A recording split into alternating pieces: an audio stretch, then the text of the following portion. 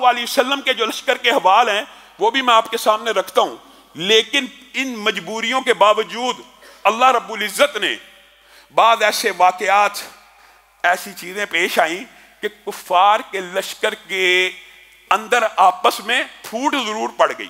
Number ایک بات جہیم بن سلط کا حاب، نمبر دوسری بات عاتقہ بن عبد المطلب کا حاب۔ یہ دو حاب سیرت النبی کے اندر بڑے معروف ہیں۔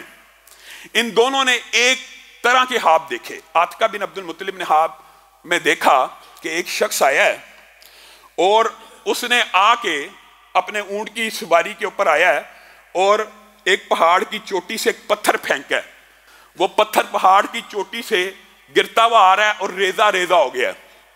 اب جب وہ ریزہ ریزہ ہوا ہے تو اس کی جو کنکری ہیں وہ قریش میں سے ہر ایک کے گھر میں گر گئی ہیں، اور اس کے جو اثرات ہیں وہ میں نے بڑے برے دیکھے ہیں۔ یہ مشہور جناب عاتقہ بن عبد المطلب کا خواب ہے۔ جب یہ خواب انہوں نے سنایا تو ابو جہل نے کیا جملہ کہا؟ ابو جہل نے کہا عبد المطلب میں پہلے، بنو عبد المطلب میں پہلے ایک نبی ہوا کرتا تھا، اب نبیہ بھی پیدا ہو گئی ہے، یہ تمہیں ڈرانے کے لیے اس طرح کے خواب سناتی ہے، یہ تمہیں ڈرانے کے لیے ایسے خواب سناتی ہے۔ اور یہ معروف واقعہ جس نے تفصیل سے پڑھنا ہو تو عباس کو بڑا غصہ لگا اور انہوں نے کہا پہلے تو نے ہمارے بنو عبد المطلب کے مردوں کو یہاں سے نکال دیا، اب تو ہماری عورتوں کے بارے میں بھی بکواس کرتا ہے، اپنی زبان کو لگام دے۔ خیر ایک یہ خواب تھا جس کی وجہ سے کفار کے دلوں کے اندر ہیبت بیٹھ گئی۔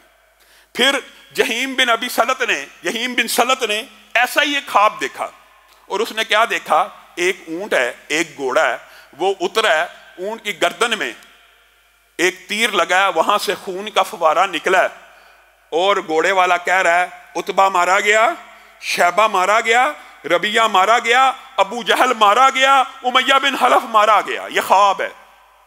اس کا جواب بھی ابو جہل نے یہی دیا کہ بنو عبد المطلب میں ایک اور نبی پیدا ہونے لگا، یہ تمہیں ڈرانے کے لیے کہہ رہے ہیں۔ حتیٰ کہ امیہ بن خلف کو ایک بندے نے آ کے کہا کہ سعد بن معاذ کی وہ بات یاد نہیں ہے کہ رسول اللہ صلی اللہ علیہ وسلم کی بات انہوں نے تجھے بتلائی تھی کہ تو مسلمانوں کے لشکر کے ہاتھ سے مارا جائے گا۔ یہ تین ایسی باتیں تھیں کہ کفار مکہ کے لشکر کے اندر یہ باتیں پھیل گئیں کہ ہمیں رسول اللہ صلی اللہ علیہ وسلم سے اب جنگ نہیں کرنی چاہیے، تجارتی قافلہ بچانا تھا، وہ بچا لیا ہے، یہ ابو جہل ہمیں مجبور کر رہا ہے۔ خیر ابو جہل نے ان کو مجبور کیا، اصرار کیا، اور اپنے ساتھ دوستیوں کا واسطہ دیا وغیرہ۔ اور ایک بات یاد رکھیے گا، یہاں پہ ابو جہل نے مکہ سے نکلتے ہوئے بھی ایک دعا کی تھی جو اپنے لیے اس کے لیے بد دعا تھی، اور دو باتیں ابو جہل کی بڑی اہم ہیں اس پورے واقعے کے اندر۔ ایک، جب ابو جہل نے 1000 کے قریب لشکر کو نکالا تھا تو ان کے جو حلیف تھے قریش مکہ کے، ان میں سے بعض اس کے پاس آئے اور کہنے لگے کہ ہم بھی تیری مدد کو چلتے ہیں، تیرے ساتھ ہو لیتے ہیں۔ تو ابو جہل نے اس وقت کہا تھا اگر تو میں اللہ کے خلاف جنگ لڑ رہا ہوں جیسے محمد صلی اللہ علیہ وسلم کا دعویٰ ہے، تو دنیا کے سارے لشکر بھی مل جائیں، کوئی مجھے فتح نہیں دلوا سکتا۔ یہاں پہ ان باتوں کے اوپر بھی غور کرنے کی ضرورت ہے۔ قریش مکہ، مشرکین مکہ رب تعالیٰ سے واقف تھے، اللہ سے واقف تھے۔ اصل اختلاف شرک کا تھا، اصل اختلاف توحید الوہیت کا تھا، توحید ربوبیت کے اندر اختلاف کوئی نہیں تھا۔ یہ بات میں بارہا آپ کے سامنے رکھ چکا ہوں، اور کہنے لگا اگر میں اس رب کے خلاف اور اس اللہ کے خلاف جنگ نہیں لڑ رہا تو میرا یہ 1000 کا لشکر پھپتی کستے ہوئے وہ چند 100 کے لشکر کو بری طرح تہس نہس کر دے گا، مجھے تیری مدد کی ضرورت نہیں ہے۔ پھر دعا کرنے لگا اللہ سے دعا کرنے لگا، اللہ اگر محمد صلی اللہ علیہ وسلم اپنے دعوے میں سچے ہیں تو مجھے ہلاک کر دیں، اور اگر جھوٹے ہیں تو معاذ اللہ کہنے لگا جو صلہ رحمی کو توڑنے والا ہے، جو نیا دین، بددینیت کے الفاظ استعمال کرتے ہوئے کہنے لگا جو نیا دین اور بے دینی کو لے کے آیا ہے اس کو یہاں پہ غارت کر دینا۔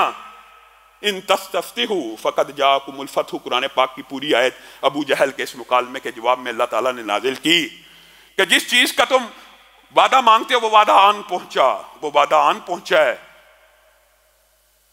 ان تنتہوا فہو خیر لکم، ابو جہل اگر تم رک جاؤ تو تمہارے لیے بہتر ہے۔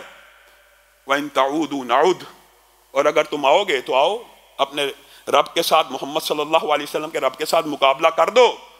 تمہارا لشکر جتنا چاہی مردی بڑا ہو جائے، ولو کثرت کے بھی اللہ تعالیٰ نے ذکر کیا کہ اگر تیرا لشکر جتنا مرضی بڑا ہو جائے تو اللہ کو شکست نہیں دے سکتا، تو مومنین کو شکست نہیں دے سکتا۔